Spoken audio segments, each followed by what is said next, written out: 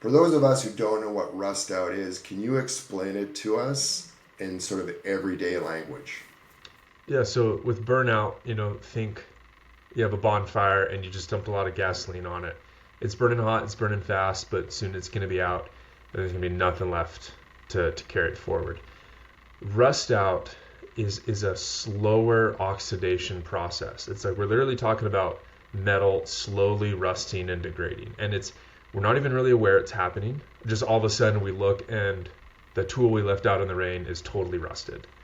The same thing happens with us. And I think that the overlap is that rust out and burnout can both happen from very similar situations and scenarios. And the end result is often pretty similar. But the process itself is completely different. And that's why I'm so glad we have this term, because the process is so different. So we need to address it and approach it totally different. So we all kind of know that burnout feeling. We're burning the candle at both ends. We're feeling stress. We're not sleeping. We're not exercising. You slowly kind of like, it builds up until you finally just crash. Is rust out more of a slow, low burn? Is it just boredom? Like, what does rust out feel like? Yeah, so with burnout, think hyper arousal. You're constantly stressed, elevated cortisol levels, even some elevated adrenaline levels. You need 5 coffees throughout the day to keep up what you're doing. With rust out, it's almost like we're on the opposite side of the spectrum. So instead of hyper arousal, we have hypo arousal. We're not constantly stressed out. We don't have high cortisol and we don't have high adrenaline, but our serotonin and our dopamine levels start dropping. So we are less engaged, we're less driven, we're less motivated, and we don't have that same sense of reward and accomplishment that comes when we finally do accomplish things. So think of it as burnout. We're a high drive, and it's that bonfire just lighting up like crazy. Whereas with rust out, think of it as more like a super disengaged autopilot. It's almost like the days are just passing and we're not even realizing it. We can't get ourselves to do more than just the bare minimum. So, Bryson, I think I know what burnout feels like. I'm not sure I know what rust out feels like. Can you give me a side-by-side comparison of one versus the other? Like, what are the differences between them? And specifically, what am I feeling if I'm experiencing rust out? Yeah, so remember with burnout, that's like the hyper arousal. That's like our amygdala is on overdrive. Our prefrontal cortex is going to be overloaded. Whereas with rust out, our prefrontal cortex is underengaged. We don't have enough novel and new and stimulating and motivating things going on.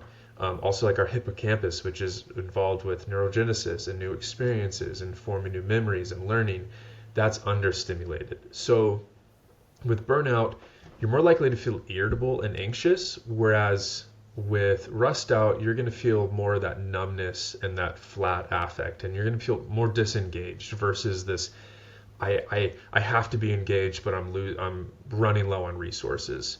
So with burnout, their minds are really scattered, and they're going to have memory lapses, but that's because their mind is in a million different places. Whereas with rust out, they're feeling more sluggish, and their memory is going to be lapsing a little bit just because we haven't been engaging it. It's like their memory is just weaker, not overworked. One thing that I do think helps people a lot to be able to identify between the two is if you feel like you're trying to withdraw from social experiences because you're tired and you're exhausted, that's probably burnout. But if you are trying to withdraw and avoid social stuff because you just don't feel really engaged or interested, that's likely rust out. If you have a hard time falling asleep at now, if you have a hard time falling asleep at night because you're stressed out, likely burnout. But if you are oversleeping and you have a hard time getting up in the morning, that's the most likely rust out. If you feel like you don't have enough resources to accomplish what you need to, burnout. If you feel like you don't have enough stimulus to get you involved and engaged with what you need to do, rust out. So hopefully that helps people identify one or the other, because we've kind of just used burnout as this blanket term. But the problem is, if we're calling it burnout when it's really rust out, our efforts to fix it are going to be completely off. We're trying to treat the burnout when really we need to be treating rust out. Awesome. So let me ask you a question, and for a lay person who's trying to figure out what they have. What you just said made perfect sense. But would this be correct? Burnout is wanting to run the race, but you're just too tired to do it. And rust out is maybe you know you should run the race, but you just don't want to. I nailed it. Absolutely. The problem I see all the time with those that realize they're in a state of rust out is that they try to push into the complete opposite side of the spectrum, and push themselves and force themselves into overdrive, consequently creating a state of burnout, which is also not sustainable. Burnout can lead to rust out whenever our recovery is aimless and is more prolonged. And rust out, whenever we try to force ourselves out of it, can lead to burnout. So the solution is not to just throw ourselves to the other side, but rather to find that balance in between the overstimulated and the understimulated, the stressed out and the way too relaxed and comfortable. So, Bryson, I think we have a better understanding of what rust out is. I think we have a really good understanding of what rust out is when compared to burnout. But I guess the big question is now, how should we treat rust out and do so in a way that's safe and will get us thriving again? Yeah, so remember the three problems with rust out is: one, it often happens without us being aware of it; two, we're understimulated; and three, there's no challenge. There's nothing for us to overcome. So the solution to rust out follows it lines up perfectly with those three problems. One, we just got to name it. We've got to be aware of it. Simply recognizing that we're in a state of rust out allows us to start taking the steps to shift out of it. Two, do something hard. It can be real small, but do something that's hard and that's uncomfortable. This is going to help boost your serotonin and give you that sense of accomplishment that helps pull us out of that rust out. And three, we need to try something new. This is what's also going to help raise our baseline dopamine levels and create more novelty. And remember, dopamine isn't just a reward molecule, it's also what drives us towards action. Whenever we see something new, engaging, interesting, our dopamine increases so that we can then take action to move towards that thing and experience it. So name it, be aware of it, recognize it, then do something hard, and then do something new. Interesting. One last question. I'm going to throw a curveball at you here. Can you be in rust out mode in one part of your life, but thriving in another part of your life? Like, can you have rust out where you're simply in the professional setting, but having an amazing, thriving life outside of your professional environment? That's a tough one, and I think most people would believe that you can be in two different states in the different areas of your life, but this isn't just a mindset issue. This is a neurological issue. It's not like when you get home from work where you're feeling burnt out, that all of a sudden your dopamine and your cortisol and your acetylcholine levels are going to be back to normal.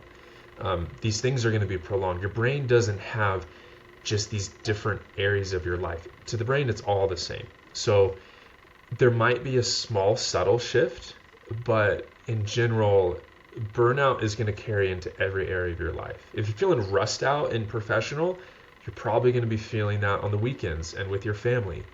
If you're feeling burnt out when it comes to your relationships and family life, that's going to carry over into your work, because these neurotransmitters don't just switch off when you walk in the door at 9 in the morning, and they don't switch back on whenever you leave at 5 in the afternoon. So that's just another reason why we really have to be aware of and take care of these things, because we can't just let our work life slowly burn away or rust away, and believe that every other area of our life is going to be untouched. That is very profound because since day one, whether or not we knew what we were doing, but we've always led with this concept of leading with the individual. Create thriving individuals, create thriving relationships, create thriving cultures, create thriving organizations. And I love the fact that you responded that way because to me it's true. You can't walk through the door feeling beaten up and just down and walk through the door of your company and all of a sudden you're thriving. It doesn't work that way. You carry these conditions between dimensions of your life, and I think it's important that if we want thriving organizations, if we want thriving relationships, if we want thriving personal lives, we have to look at everything. We have to be thriving individuals first, and then I believe the rest fall into place. So that's really fantastic. Bryson, so there's this new condition on the horizon that we're hearing more and more about called rust out. Why should we be so concerned about this as individuals? So what I don't think people realize is that what we tell our brain to do repeatedly, it gets really good at. So if we underutilize a part of our brain gets really good at underutilizing that part of our brain. It's like with muscles, you use it or you lose it. Same thing with neural pathways. And although rust out might feel like a temporary state of being, the effects are long lasting. Being disengaged and not experiencing that dopamine to drive us forward and to take action, and not experiencing that serotonin that gives us a sense of accomplishment and success and growth and progress, that can lead to this low level of depression called dysthymia, that it almost goes unnoticed and undiagnosed. People kind of just say, oh, this is just who I am, this is just my personality. I'm like, no, you don't have to be disengaged and lethargic and unmotivated. That's neurological. That's not personality. And even if it was personality, wouldn't we want to change that? Wouldn't we want to strengthen those pathways so that we can accomplish more and be happier and live the life that we want to live? So the effects of rust out, even if they feel temporary, are long lasting, and it does affect our brain. It does affect our neural pathways. And the first step in avoiding that is recognizing it and then taking the steps to counteract those weaknesses that we've developed in our pathways. Super interesting. I, after talking to you, now know that what I was experiencing before I had my professional implosion, I referred to it as a rut. And I gave it all sorts of kind of excuses. I try to, grab all the cool lingo. I'm in a rut. Oh, I'm just going through a midlife crisis. I now believe I was experiencing rust out. And the sad thing about it is it's almost like I accepted it as just a condition that we have to kind of like work through. It's just, it's part of growing old. So it's really cool to know that we can actually change our circumstances if we treat it the way you've just described. So that's amazing.